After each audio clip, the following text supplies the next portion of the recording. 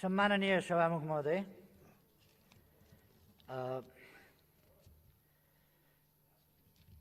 मलाई लागेको थियो मैले प्रस्ताव राख्ने क्रममा र विश्वासको मत माग्ने क्रममा जुन विचारहरू राखेको थिएँ त्यसबाट सबै दल र माननीयजीहरूमा स्पष्टता आयो भन्ने मैले ठानेको थिएँ। तर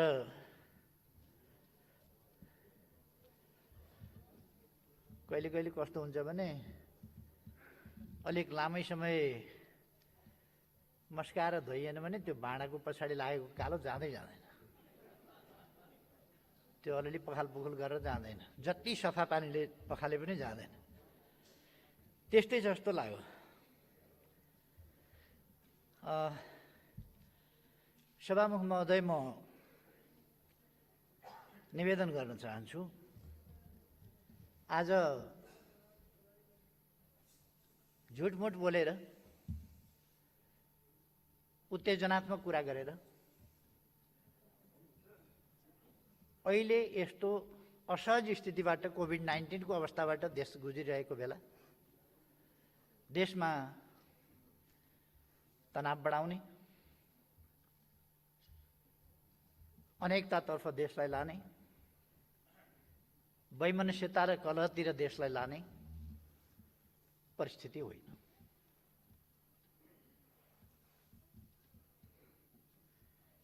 कतिपय मित्रहरूका बोलाइ सुन्दा त अचम्म पनि लाग्यो। मैले माखे साङ्लो भनेको एउटा जटिल भन्ने हुन्छ, जटिल यन्त्र हुन्छ त्यो, त्यसलाई माखे साङ्लो भन्छन्।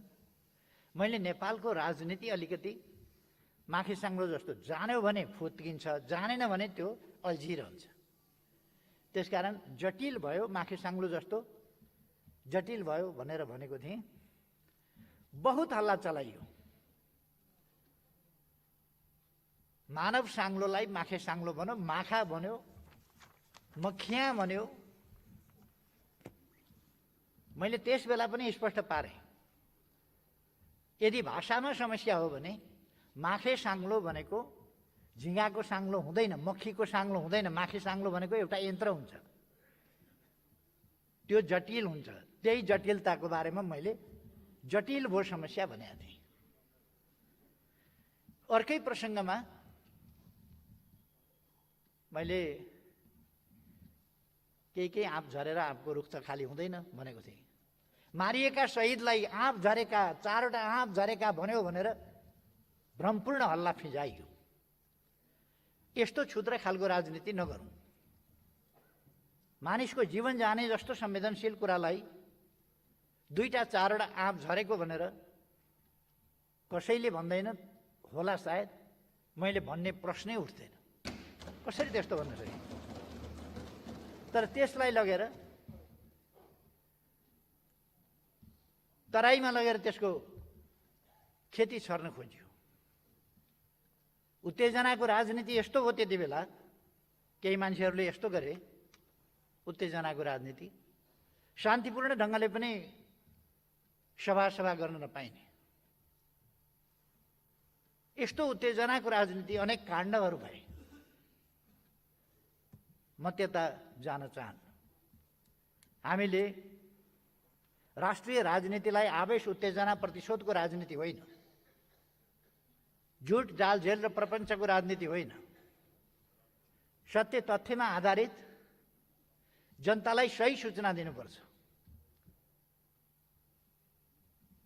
म यस्ता कुराहरूको भ्रम फिजाउने साथीहरूलाई भन्न चाहन्छु,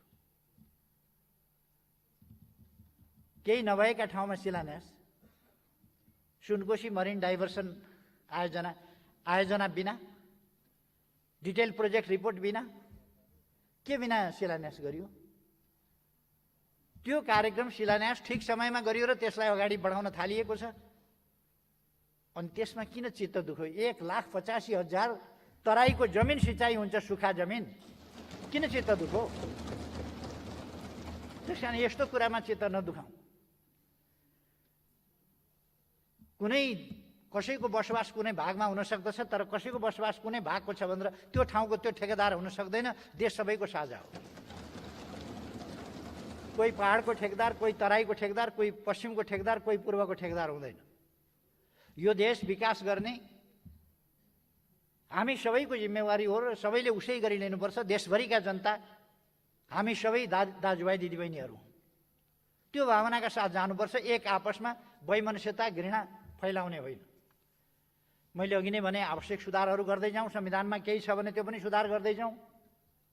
सुधार गरौँ, संशोधन गर्नु छ भने गरौँ।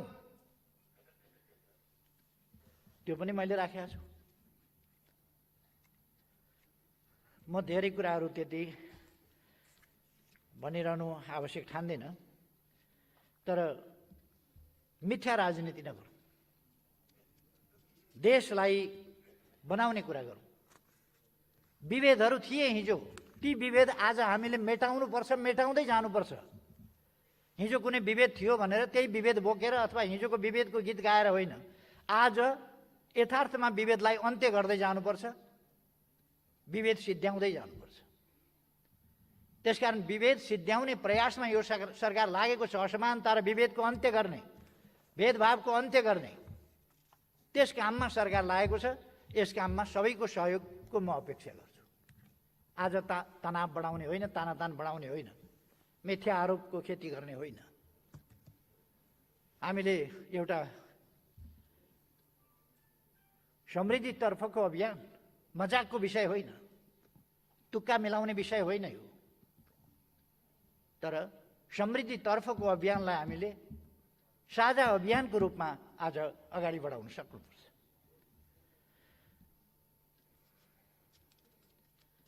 एकजना मित्रले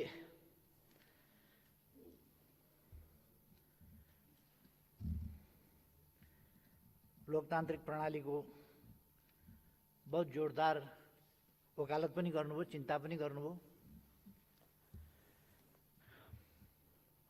10-15 वर्ष अगाडि लोकतन्त्रका विरुद्ध लडाइँकै मैदानमा हुनुहुन्थ्यो क्या र?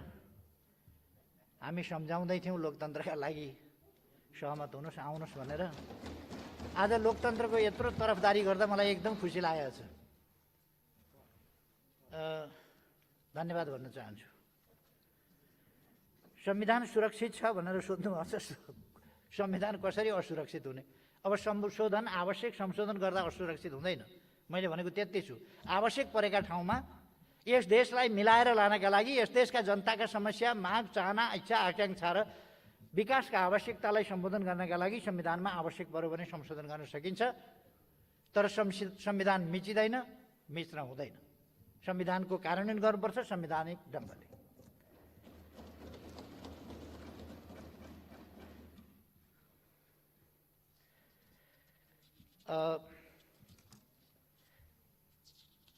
साथीहरूले के भनेको यो बुझ्ने कुरा, नेपाली जनताले बुझ्ने कुरा अलिक आएन। मार्ग प्रशस्त गरिदिनु पर्यो भन्नुभयो। कसो गर्दा चाहिँ हुने?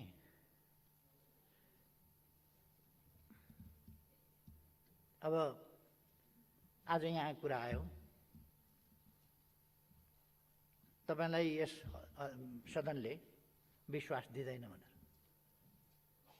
मलाई त्यस्तो लाग्दैन, तर पनि कुरा सुन्दा हो कि जस्तो पनि अलिअलि लाग्यो। कहिले कहिले देशको आवश्यकता एकातिर हुन्छ र गणित, संसदीय गणित अर्कातिर हुन्छ। यो यथार्थ हो। राजनीति गर्ने मान्छेहरूले त्यो बुझेका हुन्छन्। देशको आवश्यकता र संसदीय गणितका बीचमा फरक पर्छ। र चुनाव हुँदा लोकतन्त्र पनि खतरामा पर्दैन, संविधान पनि खतरामा पर्दैन। त्यसो भए त बेलायतमा अस्ति पर्यो, इजरायलमा अहिले परिराखेको छ। बोरिस जोन्सनले अस्ति भर्खर चुनाव गराउनु, संसद विघटन भयो।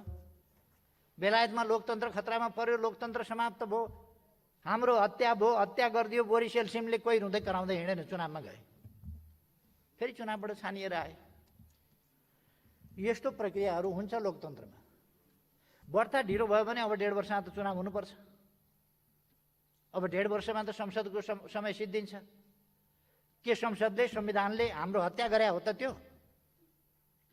त्यसो गर्दा हत्या भयो? त्यसरी कसैको हत्या हुने होइन। त्यस्तो अपव्याख्या गर्नु कुनै जरुरी छैन। यसभन्दा अगाडि पनि थुप्रै पटक त्यो भएको छ। अब आज साथीहरूले भन्नुभयो संविधान बनाउँदाको मर्म सम्झिनुभयो, संविधान बनाउँदाको मर्म अनुसार 5 वर्ष चल्नुपर्छ भन्ने। त ठिक छ, 5 वर्ष चलाउँ न त। मैले भोट मागेको छु त, विश्वासको मत चलाउँ भनिराखेको छु त। 5 वर्ष नचलाउँ भने अब त सुरुका राजीनामा लेखेर फ्याँकिदिन्थेँ होला नि त मैले। किन राजीनामा नदिएको भन्दा 5 वर्ष चलाउँ, ठ्याक्कै मिलेको छ नि कुरो एउटै छ। 5 वर्ष चलाउँ, पटक पटक अस्थिरता ननिम्त्याउँ, स्थिरता दिउँ, 5 वर्ष चलाउँ, मत दिनुहोस्। मिलेर काम गरौँ, मत दिनुहोस्। संसद विघटन होला कि फेरि भन्ने चिन्ता छ। ए बाबु मत दिनुहोस् न, कसरी विघटन हुन्छ? आफै मत नदिकन विघटनतिर धकेल्ने, आफै विघटनतिर धकेल्ने, अनि अर्कालाई अब्जस लाउने। अनि भिरका टाउकाबाट उँधोतिर हाम फाल्ने, अनि गुरुत्वाकर्षणलाई दोष लाउने। तपाईँ डिलमा गएर उँधो हाम नफालेसम्म गुरुत्वाकर्षणले ताने त थिएन नि। गुरुत्वाकर्षणले त्यति बेर तान्छ, यहाँ डिलबाट गएर उतापट्टि हाम फालेपछि। हाम नफालौँ, विश्वासको मत दिउँ, स्थिरताको पक्षमा काम गरौँ। भाषा एउटा, काम अर्को, व्यवहार एउटा, कुरा अर्को नगरौँ।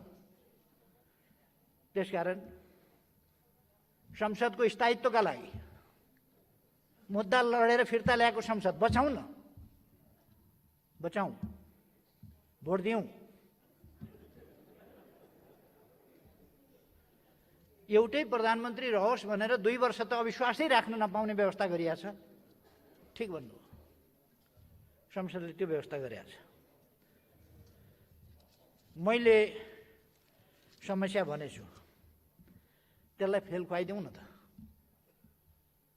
समस्या भनेछु मैले, फेल खुवाइदिउँ, भोट दिउँ, समस्या भनेको फिर्ता लिन्छु, भोट दिउँ न त।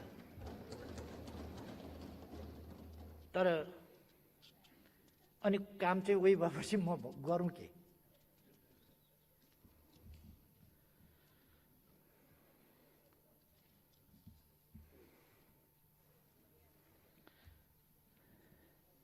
खोपको व्यवस्था अगाडि नै गर्नु पर्थ्यो भन्नुभयो।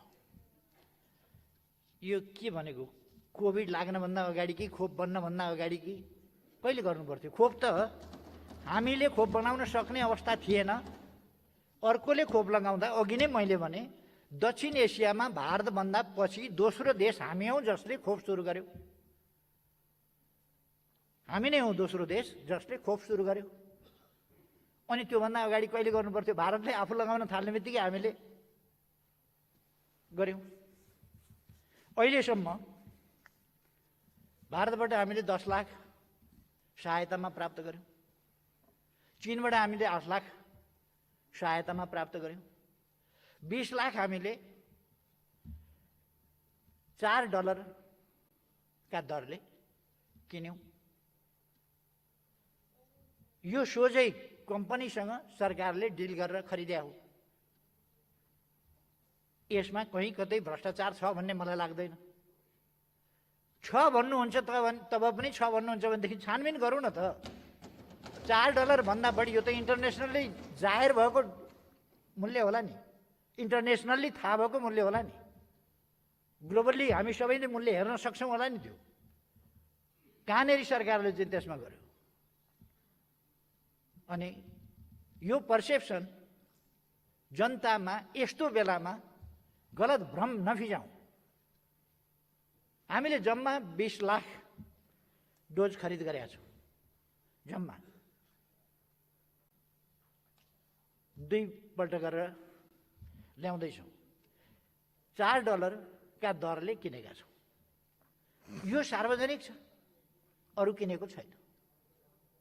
अब आउन ढिला भएको चाहिँ व्यापारीहरूको, कमिसनखोरहरूको यहाँ यसबारे मलाई जानकारी भएन। जानकारी भएका मित्रहरूले मलाई जानकारी गराइदिनु भयो भने त्यस्तोमा कारवाही गर्छु मैले। अहिले अहिले 3000 प्लस बेड आइसियु भएको छ, निर्माण गरिएको छ। यस बीचमा 1700 आइसियु थप गरिएको 3000 मध्ये। सरकारले केही पनि गरेन भन्नुहुन्छ। एचडियु भनेको हाई डिपेन्डेन्सी युनिट, सिसियु भने जस्तो, क्रिटिकल केयर युनिट भने जस्तो 2000 बेड छ। त्यसमा 1800 अहिले फङ्सनल छ। यो पुरै नयाँ स्थापना गरिएको, पहिले थिएन। सरकारले केही पनि गरेन। हाम्रो जस्तो देशमा भेन्टिलेटर्स 1100 छ, जसमध्ये 550 अहिले व्यवस्था गरियो। अनि फेरि सरकारले केही पनि गरेन।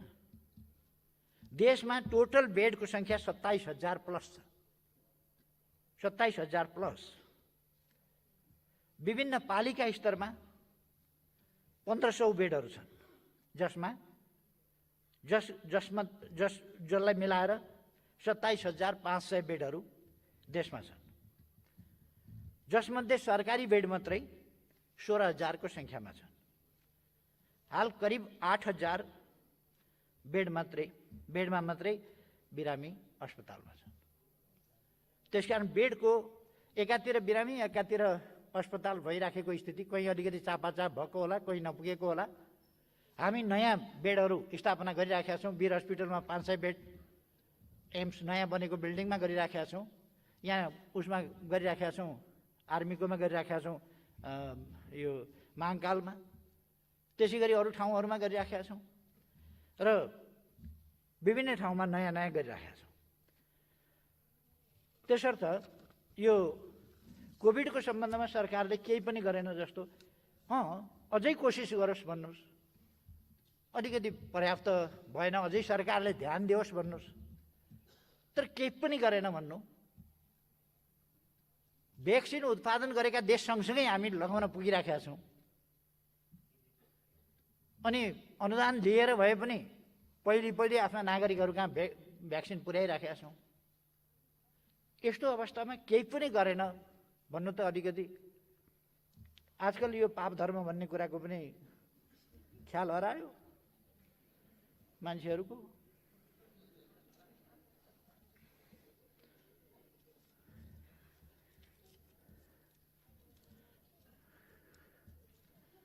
अर्को मलाई आरोप आयो, धरहरा तयारै भएको थिएन, अनि तयार नभइकन टुप्पामा कसरी गयो होला त? म लिफ्ट चढेरै गएको थिएँ, तयारै नभइकन। अनि त्यो त बाहिरबाट देखिन्छ त हौ, तयार भएको नभएको।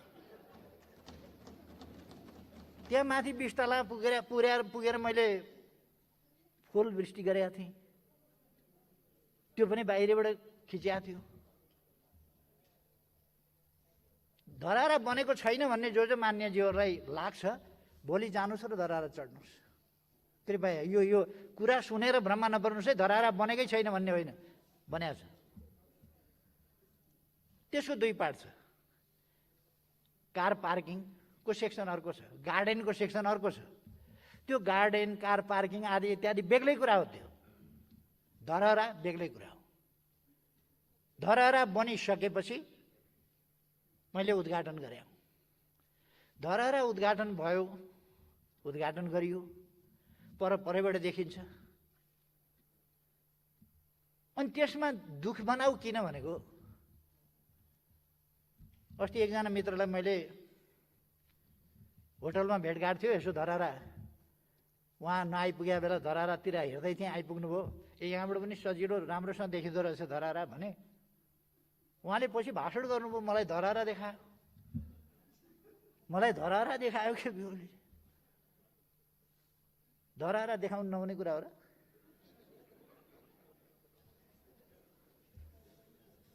अचम्म लाग्यो मलाई। मैले त सबैतिरबाट छर्लङ्ग देखिने राम्रो, यहाँबाट पनि राम्रो देखिँदो रहेछ भनेर सामान्य कुरा गरेका थिएँ।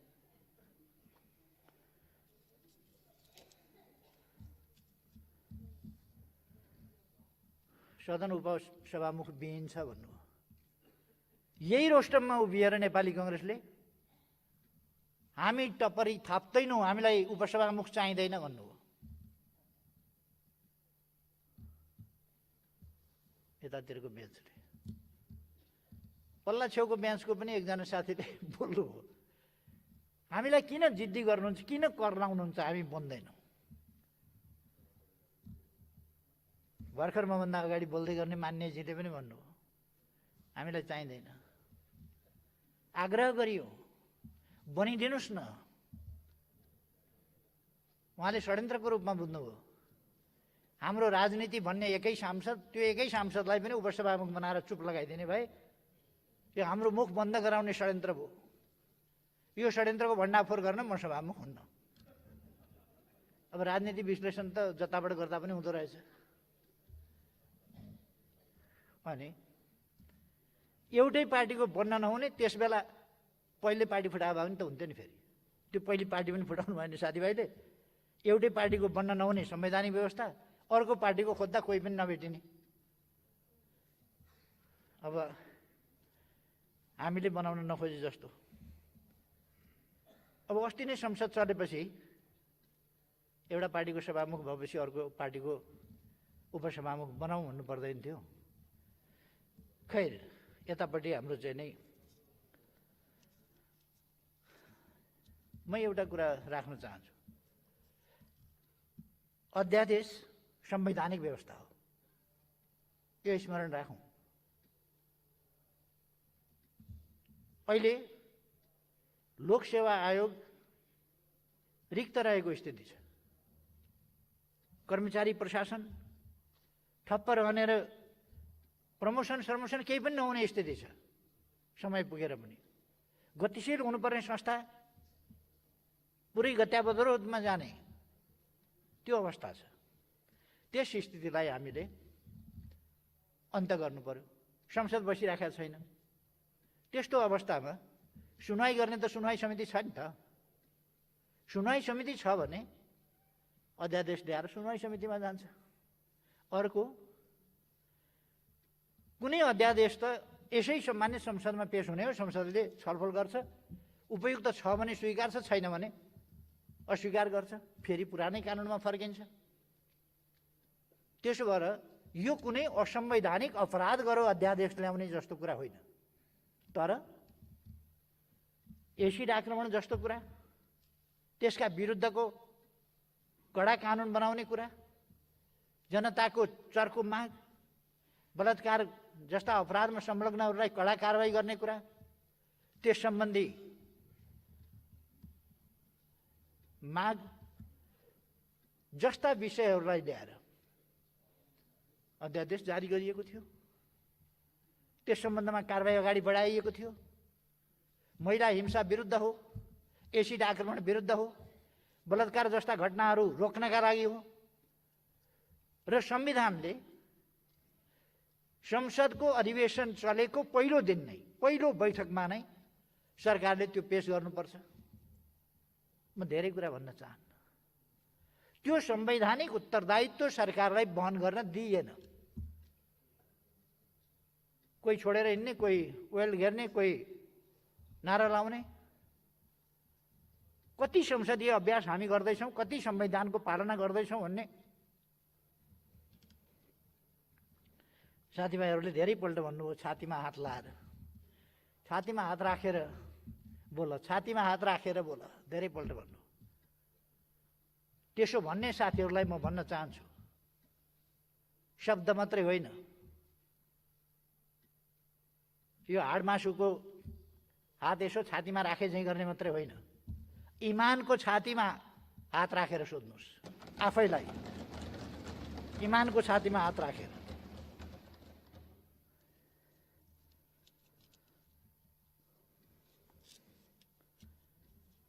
हाम्रो अगाडि थुप्रै कामहरू छन्, थुप्रै चुनौतीहरू छन्। ती हामीले पुरा गर्नु छ। शान्ति प्रक्रिया पुरा गर्नु छ। तर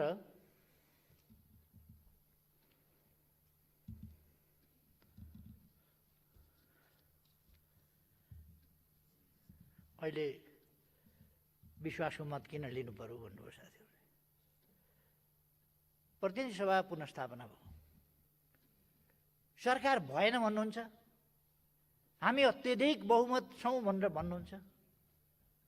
हुनुहुन्छ भने अविश्वासको प्रस्ताव राख्नुहोस् न त भन्दा राख्नुहुन्न।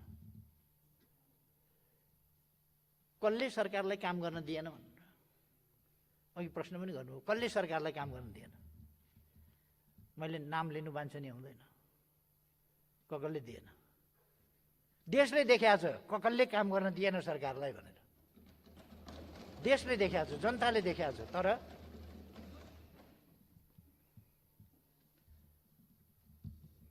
मैले किन भन्नु पर्यो?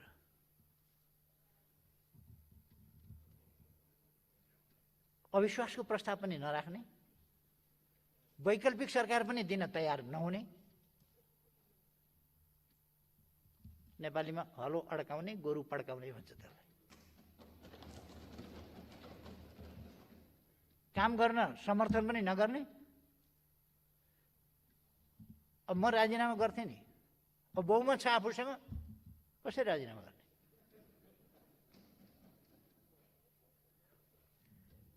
मैले विश्वासको मत लिन्छु भनेपछि बल्ल त्यही कुरा अगाडि अलिकति हप्ता 15 दिन अगाडि भइदियो भने हुन्थ्यो। 2.5 महिना पर्खेँ मैले, 2.5 महिना पर्खेँ, अविश्वासको प्रस्ताव पनि आउँदैन, विरोध चल्या छ लहर। काठमाडौँमा उत्तरदेखि दक्षिणसम्म, उत्तर शिवपुरीको फेददेखि दक्षिण हात्ती वनसम्म, उतासम्म,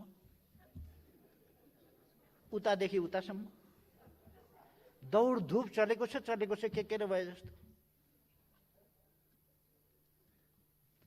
सभा किन गर्यो भने, सभा त मैले अलिक पछि थाले हो। जनता कति आउँदा रहेछन् हेर्न यहाँ आऊ भनेपछि मैले पनि त्यहीँ लगेर देखाइदिएँ। मैले पहिले यहाँ आऊ मान्छे हेर्न भने होइन नि त, मान्छे हेर्न आऊ, यहाँ मान्छे हेर्न आऊ भनेपछि म पनि त्यहीँ मान्छे हेर्न गएको, त्यति मात्रै हो। अब अहिले मैले विश्वासको मत किन लिएको भन्दा अस्थिरताका लागि होइन, अस्थिरताका लागि होइन, मत दिनुहोस् स्थिरताका साथ अगाडि लैजाउँ भनेर हो, अस्थिरतातर्फ नलैजाउँ भन्नका लागि हो। तर कस्तो भयो भने विरोध गरेको छ, विकल्प दिएको छैन, विरोध गरेको छ, विकल्प दिएको छैन। इनफ इज इनफ, त्यही इनफ इज इनफ भएर लौ त इनफ भनेर म गम्भीरताका साथ भन्छु। आज यस सदनमा उपस्थित दलहरूका हातमा छ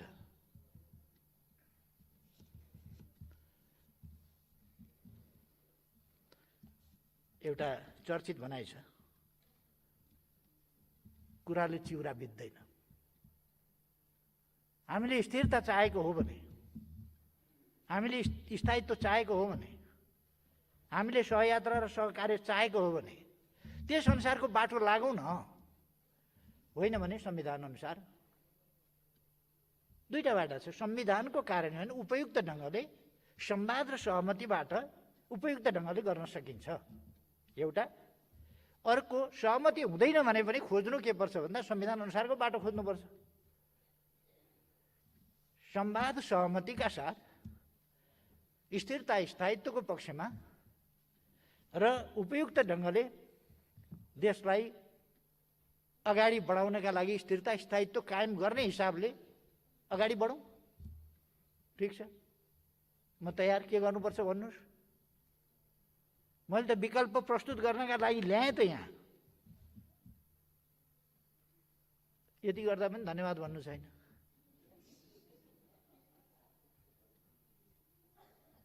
अब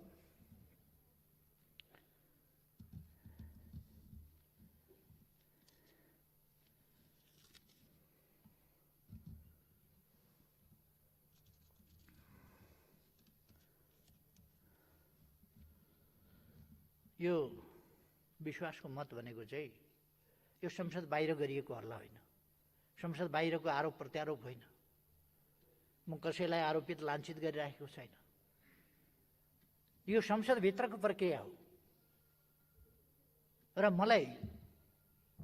मैले संसदको विश्वास ममाथि छ भन्ने कुराको पुष्टि हुँदैन भने मैले मार्ग प्रशस्त गरिदिनुपर्छ। संसदले फैसला गरोस्, सुविचारी ढङ्गले फैसला गरोस्।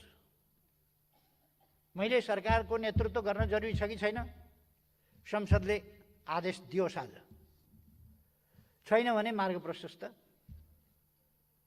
संसदको आदेशसँगै मार्ग प्रशस्त भइहाल्छ। त्यसकारण यो कुनै जालझेल षड्यन्त्र टिक्रम होइन। म त यस गरिमामय संसदका अगाडि आएको छु स्थायित्वका लागि, स्थिरताका लागि, सहमति र सहकार्यका साथ देशलाई अगाडि बढाउनका लागि। सबभन्दा ठुलो पार्टीको हैसियतले पनि र त्यस सबभन्दा ठुलो, सबभन्दा बढी जनमत भएको पार्टी, सबभन्दा बढी सिट भएको पार्टीको हैसियतले पनि सबै पक्षलाई मिलाएर म अगाडि जान्छु भनेर सरकारको नेतृत्व गर्ने, न्यायोचित हिसाबले सोच्ने हो भने पनि मैले हक राख्छु। त्यसकारण मैले यस गरिमामय सदन समक्ष विश्वासको मतमा आएको। तर अलिअलि परिस्थिति मैले पनि देखेको छु।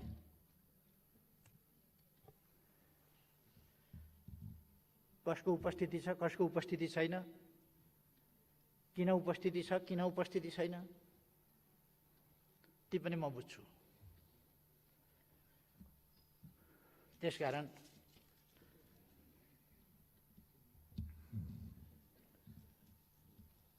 यहाँ आशंका पनि कतिले व्यक्त गर्नुभयो, फेरि विघटनका लागि बाटो बनाउन त होइन भनेर। त्यो षड्यन्त्र चकनाचुर पारिदिनुहोस् न, भोट दिएर खत्तम बनाइदेऊ न।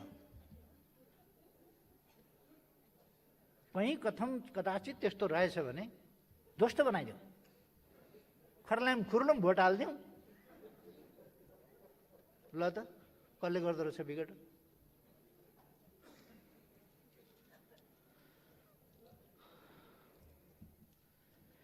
अब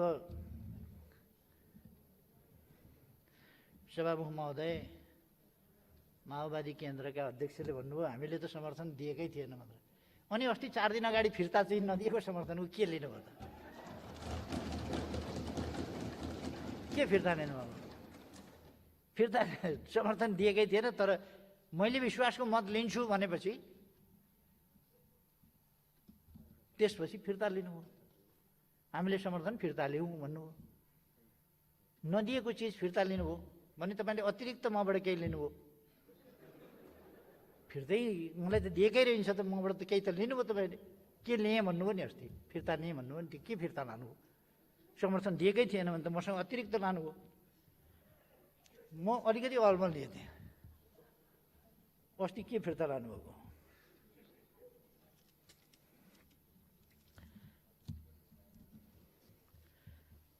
सभामुख महोदय, आज देशले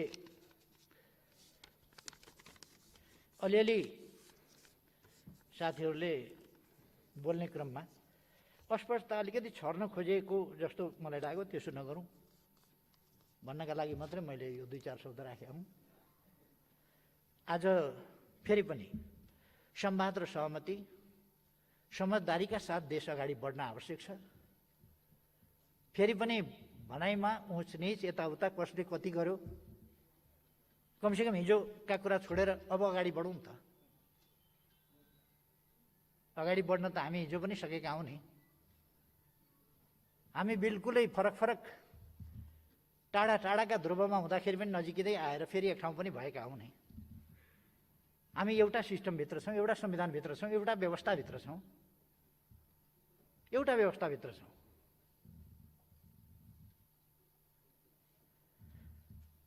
अब हामी को कसको च्याम्पियन भन्ने कुरामा पनि धेरै होडबाजी नगरौँ कि जस्तो लाग्छ।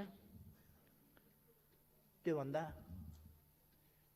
अब अगाडिका विषयमा संवाद, सहमति, एकता, समझदारीका साथ अहिलेको कोभिड विरुद्धको समस्या समाधान गर्न, त्यसका विरुद्ध जुझ्न एकजुट भएर अगाडि बढौँ। खुट्टा मात्रै तान्ने कुरा नगरौँ, एकजुट भएर अगाडि बढौँ। र देशको विकास, देशमा शान्ति सुव्यवस्था, सुशासन र राष्ट्रिय एकताका साथ देशलाई समृद्ध बनाउन र जनतालाई सुखी बनाउने त्यस अभियानमा जुटौँ। यसका निम्ति र स्थिरताका निम्ति, स्थायित्वका निम्ति संसद चलाउनुपर्छ। त्यसका निम्ति यदि साँच्चै साथीहरूले चिन्ता जाहेर गर्नुभएको हो भने कृपया मेरो प्रस्तावको पक्षमा मतदान गर्नुहोस्। म फेरि पनि आग्रह गर्न चाहन्छु, मतदानको पक्षमा प्रस्तावको पक्षमा मतदान गर्नुहोस्। धन्यवाद।